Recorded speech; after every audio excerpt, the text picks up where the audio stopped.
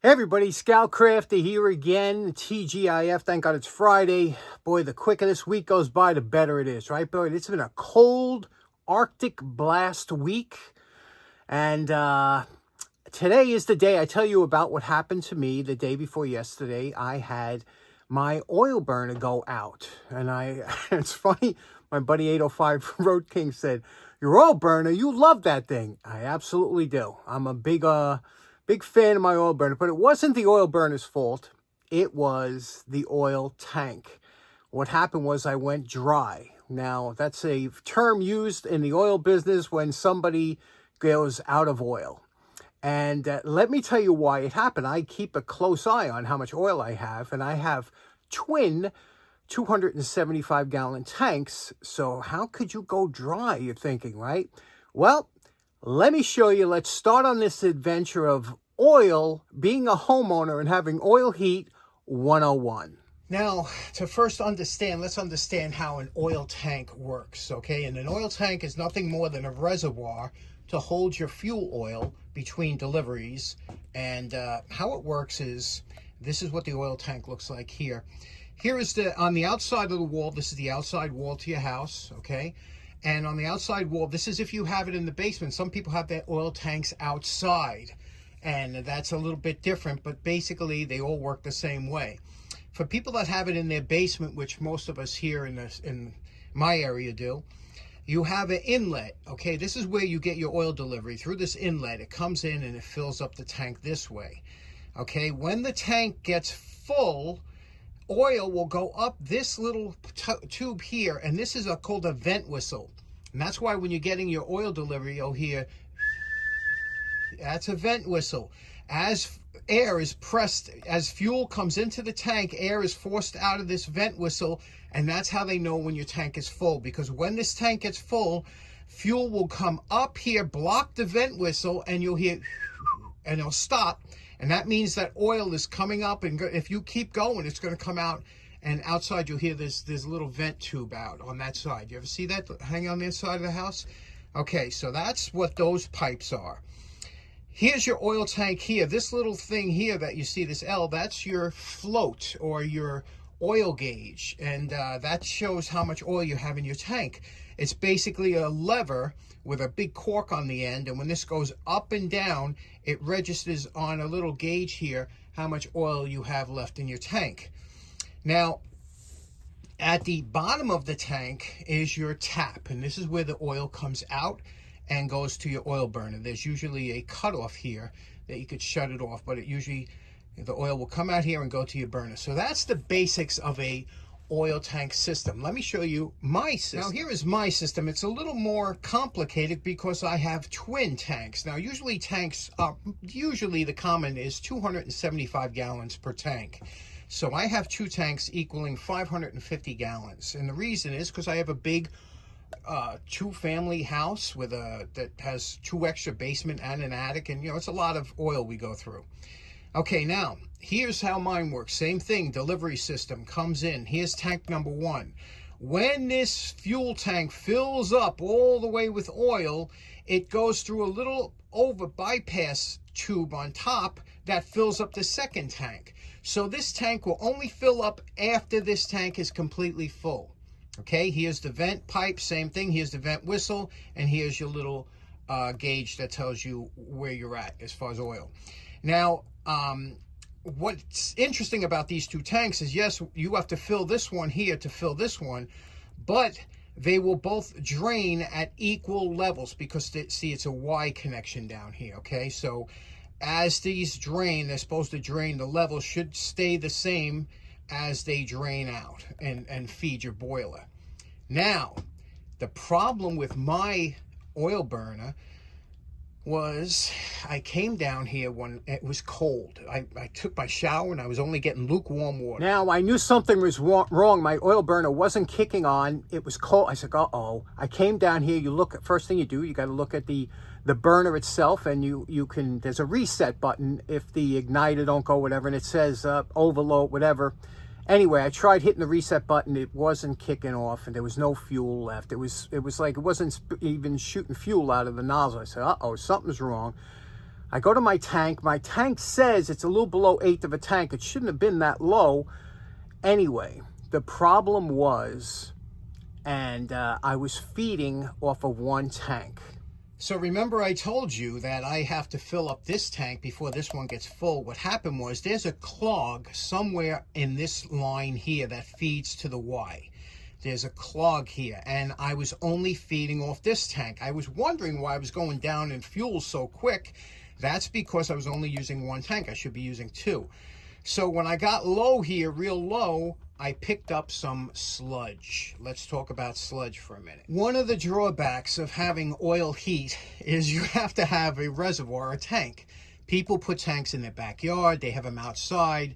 By having it in the basement is usually the best place you could have it, because it's usually not too cold in the basement, it's out of the weather, and they last longer. But oil tanks, traditionally, they say 15 to 25 years you get out of an oil tank if you're lucky. My tanks are about 70 years old, if not more. So you say, uh-oh. Now, here's two problems that you have with oil tanks. Number one is it builds up a sludge. Crude oil, or any kind of oil that you get delivered, it's refined, but up to a point. There's always some sediments that you get. And after 60-something years, you get a buildup. You'll get it after 5 years. You get this sludge. It looks like a tar at the bottom of the tank. That's always been a problem. In fact, that's the reason a lot of people will get rid of their tanks and change them. The other reason is from leaks or rust or whatever. Now, when you get a sludge in your tank like that, you can do one of two things. You can change the tank over, especially if it's outside or something like that. It's easy to do. Or I found out that there are services that will come and clean your tank. And that I'm going to do that. I'm going to try that this summer. I'm going to try and get my tanks cleaned. Apparently, they have a way to do it. Now, if you've ever, anybody in the comments, this is where you can really come in handy and let me know if you've ever had that done. However, let me take you over to the tanks and show you some of my other issues. Welcome to the other end of my basement where I have my tanks. I used to have my trains down here. It's a bit of a clutter. But anyway, here are the two tanks I was telling you about, right? The one after the other. Now, this here is the gauge I was telling you about. You can see how much oil we have in here. This is the vent tube. This is the vent whistle right here. There's the vent tube that goes up and over and out. And then underneath there that's the incoming tube. So you can see it fills up that tank, and then it comes over to this tank.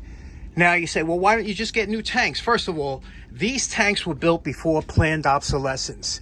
These are made of plate steel. These aren't, listen. These aren't those tinny tanks that you buy today. So forget about changing them. These things are beautiful. The only thing is they probably have 60 years of sludge. Now, I went in, I checked in it. On top, we have two openings you can go in. If you don't have a tool, there's a special tool that opens this up.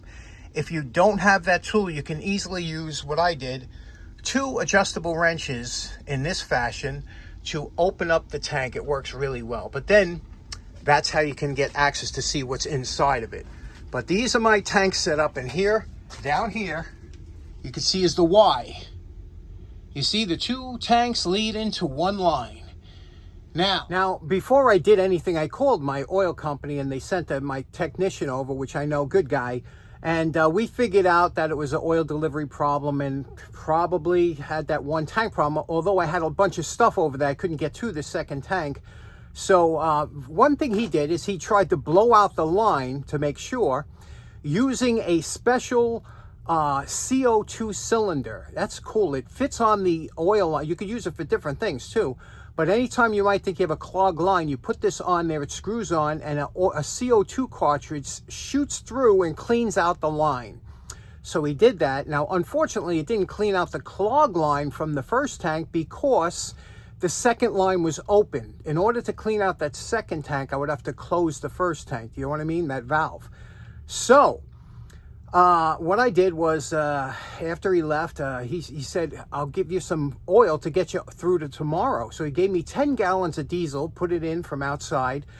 And 10 gallons of diesel, my nozzle's like a 9.90 nozzle, which means I almost burn a gallon an hour. GPH, 1 gallon per hour.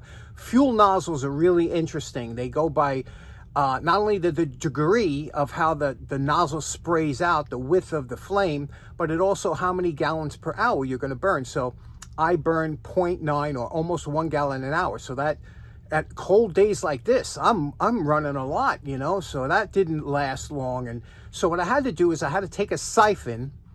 You know, this siphon tube, I did a video on this. If you don't have one of these, they're fantastic. These siphon tubes, you don't have to suck on the tube or anything like we did years ago. You lift it up and down, it starts automatically. I siphoned out a few buckets from the one tank, poured it into the other, and that kept me going till the next day when I got my delivery. So that was my big adventure. And the reason I'm telling you all this is because I want to know, if you have oil heat, you have some nightmare stories, because, you know, they always, if you're going to have a problem, it always happens when it's single digits, which happened with me. But I don't blame the burn. I don't blame even the tank. It's just, if you ever had your tank cleaned out, let me know. If you had to change your tank, let us know in the comments. Give us your war stories on oil. I know everybody's got them, and I know what you're going to say. You're going to say, why don't you just change over to gas or this or that, the other thing? Here's the problem. When you have an old house like this, I'm going to sell this house very shortly. I'm a short-time guy. I don't have much longer to go. I'm going to just sell it as is. I'm going to take 100 grand off the price, and you can do whatever you want with it, but don't come looking for me for any problems. That's the way I roll. Now, what's going to happen is if you want to change over, let's say I said, well, why don't you get 2 new tanks? If I get 2 new tanks, that's like 15 grand at least to take these old tanks out and this and that. And then you're dealing with 2 brand new tanks, but with a 80-year-old burner. Does that make sense? No. So you say, well, why don't you go turn over to gas? All my friends around here turned to gas years ago. They're more expensive than oil. It doesn't burn as hot here, especially for old drafty houses like mine. So everybody is going today with these little mini split units that hang off the side of your house. And my neighbor who bought Octavia's house, he just ripped out the oil, brand new oil burner and everything, ripped it out and put in new mini splits. So for the price of the 2 tanks, I could get mini splits to heat and cool, air conditioning and heat the whole house. So that's not an option. I want to stay with you. I'm an old-time oil man. You know, my father, my whole education was paid for by the oil company, so that's why I'm going to stick with them. Let me know in the comments. Give me your stories about that. Okay, next up, good friend of the show by the name of Stephen. He's Reggie's friend from the UK, and Stephen was nice enough to enter our challenge with Make Your Own Screwdriver, and he was one of the few guys that made his own Phillips screwdriver. He went the extra yard. Anyway, Stephen's got his own channel called OnTools. Nice guy, and like I said, he's over in the UK. Steven sent me this lock. He said, I thought you would enjoy it. And I had one of these when I was younger. This is a very unusual lock. And let me know, some of you know exactly what this is. And if you do know, you're an old timer. See this lock here? Who knows what this is? I will tell you by the end of the show. Try and figure it out. Look at this. It's kind of a weird thing, right? What would this be for? So try and figure it out, and I will tell you at the end of our next segment. Okay, next up. You know, I found this years ago. On the road, I was walking, and it was filled with dirt, and it was just thrown out like this. Now, you know I collect all different types of blow molds. This is a type of blow mold, a plastic, and you don't see this. It's got a little damage to whatever. But these are pretty rare because you don't see chickens too much. You see swans. Here's another crack. Unfortunately, the problem with any PVC, any plastic, even plastic fences, is even though they got UV inhibitors in there, the sun destroys plastic after a while. They become brittle. There's nothing plastic made today that you can leave in the sun for years without it getting some kind of deterioration. Anyway, this is the type, but it's still usable. It's the 3-foot rule, you know, and you don't see this. This is a very rare one in my area. This one here is made in Canada. Can you see that? Made in Canada. So you never see the chickens. I always tell you, you see swans, you see Octavia. I had a lamb one time. She loved it, so I gave it to her. I said, Octavia, that was one of her greatest possessions. She loved that lamb. She used to talk about it all the time. So If ever you know somebody, an older person or something, and you're thinking about, what can I get them as a gift to Mother's Day, something like that, you pick them up one of these planter blow molds. I'm guaranteeing you they're going to love it. You know, it's something that people do like. So I want to see if I could give this the little treatment here. Again, it's got a little wear and tear, but once you put a plant in it, you never notice it. Let's see if we can't clean this up to make it look halfway decent. Okay, here we washed it with Comet, some soft scrub commercial, inside and out, soaked it up, got it nice. This is about as clean. I believe this was painted because the inside is the original polyvinyl chloride. You can see it's a bright white, but the outside has kind of, I believe this was painted to give it a kind of a different look. So anyway, there we go. That's cleaned up. Let's do a little touch up on the head. And we're calling this project done. When I go to Home Depot to I'll get some silicone, white silicone, fix that up. What do you think about the paint job here? What do you think about the eye? Look at that eye, huh? Eyes are really important to make something look pretty good, but there we go. Love this little chicken. What do you think? Okay, to answer what Steven's mystery lock was, this is it. This is an old-time telephone lock, and you would, like I said, you had to be an old-timer to know what it was, because this went on rotary phones. You see, you would put that onto the phone and you couldn't dial your number. Okay, so what you had to do, you know, if you want to dial your number, you would put this on here, take this off, and that's why it's got this kind of crazy thing, and then you could dial your number. Now, for those of us in the know, if ever you came across a phone like this that had one of those locks, back in the day, you could, if you tap this quick enough, you can get the operator, and then you could say, operator, could you please dial this number for you? And they would dial. So sometimes you could get by doing that.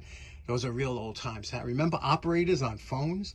Anyway, so Steven, thanks very much. Very interesting. Really appreciate it. I'm sure everybody did. Okay, so in closing, special thanks to Steven from the UK OnTools for that great telephone lock. I'm sure a lot of you didn't know what that was. Also, let me know what you think about the oil tank dilemma, and what do you think of the chicken blow mold. Anyway, thanks for tuning in. Hope you have a great weekend. Let's see it warm up a little bit, and we'll see you again on Monday. Take care now. Bye-bye.